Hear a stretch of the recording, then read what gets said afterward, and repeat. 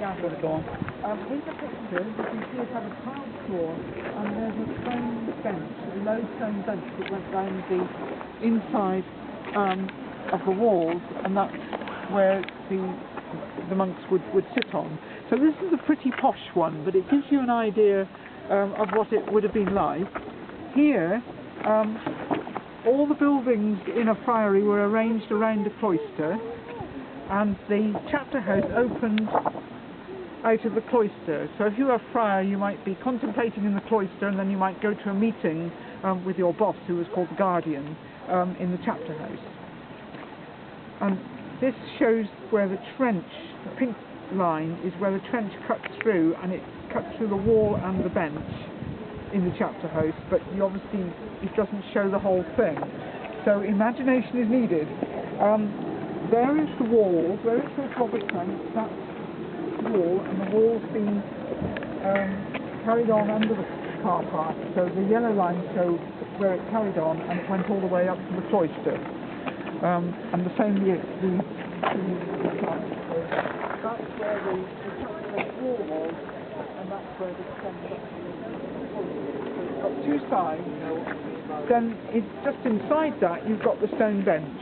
So you can imagine a rectangular room, which we don't know how far it went back that way, but it's the largest room.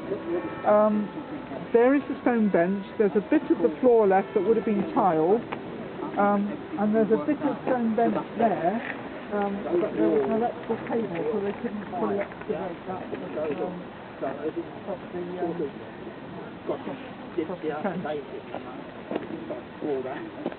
So you can imagine that this meeting room might have a number of Greyfriars sat around it, and they would be there discussing whether they were going to accept the body of Victor III for burial. I'm sure the historical novelists will get going on this shortly. The buildings arranged around the cloister would have included things like a dining hall or refectory and kitchens and things of that sort, and they are probably under the houses and offices behind you. And there would be a dormitory over, which was a sleeping accommodation, and across the top of this site was the church. So the church was comprised of a nave.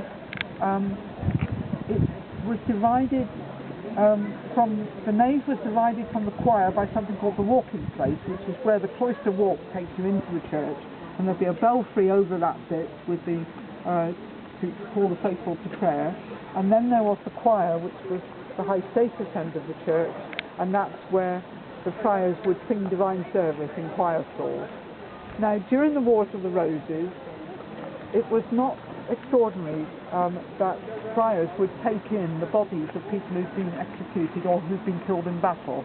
So it's not extraordinary that they would take in the body of Richard III, and it's not extraordinary that would be buried in the choir, because that was a high status end of the church where divine service was being sung. And there are other examples of high status people who were buried in choirs of friaries. For example, in London, Perkin Warbeck, who raised a rebellion under Henry VII, pretending to be one of the princes in the Tower, he was buried in the Austin Friary in London. So this is not extraordinary. But this particular trench goes through the chapter house. I don't think I told you what a robber trench was. Somebody will ask me for sure. 1538, friaries finished up under the reforms of Henry VIII. This one was closed, and quite soon afterwards it was demolished. All the buildings were demolished. So where people would dig a trench to get hold of the prime building materials, that's called a robber trench. So archaeologists know that where there was a robber trench, there was a wall. And those building materials were used to build houses in the town, to repair the cathedral and that kind of thing. And so this particular trench, it goes through the chapter house, it meets up with the church across the top of the site. So that big hole there is the robber trench where the south wall of the church was robbed out for building materials.